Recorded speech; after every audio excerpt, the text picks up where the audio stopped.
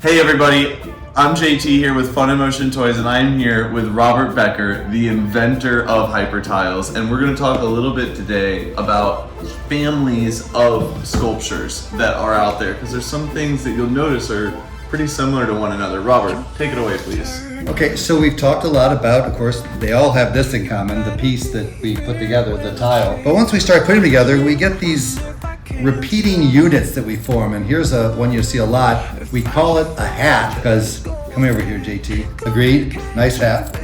This is a two-corner hat, and there's a whole bunch of sculptures we can build, I mean, even as big as these ones right here, that all involve, you see them in there, a two-corner hat, boom. So this would be like a four-corner hat. Well, no, this is made up of three two-corner hats together to make that hexagonal structure. Okay. But the basic building unit for this entire sculpture would be the two-corner hat. Got it. An entirely different one, though, and we have whole families of sculptures made out of, ready for this? Three-corner hats. You want to model that one for us? Yeah. That looks like one of those tricorn hats like Paul Revere used to wear. We have sculptures based on that, and yes, put another one in there, 4 and even 5-corner hats. So that makes for families of sculptures. Okay. Whole different direction. A very common unit that we've talked about is our Triangular antiprism. Dang, yes, that's right. This gives rise to a different family, including our exploded tetrahedron. You can see how that's the base of it.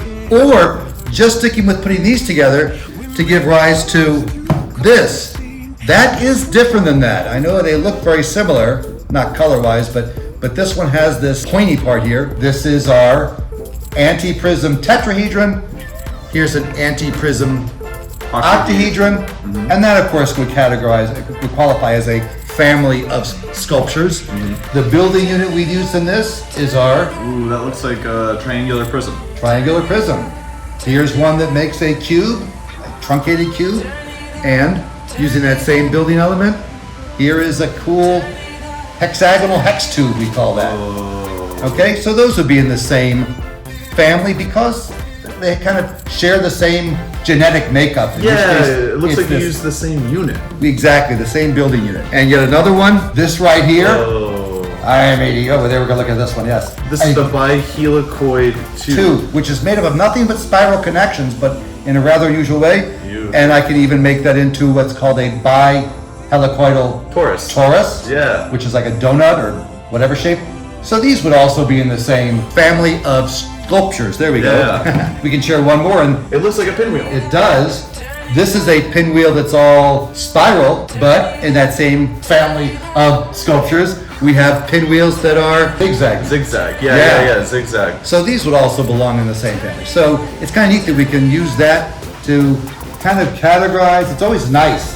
We do it with animals, we do it with compounds. We like to organize for the overall structure, get a map of all of hypertiledom. Would you consider like the flexi loop a family?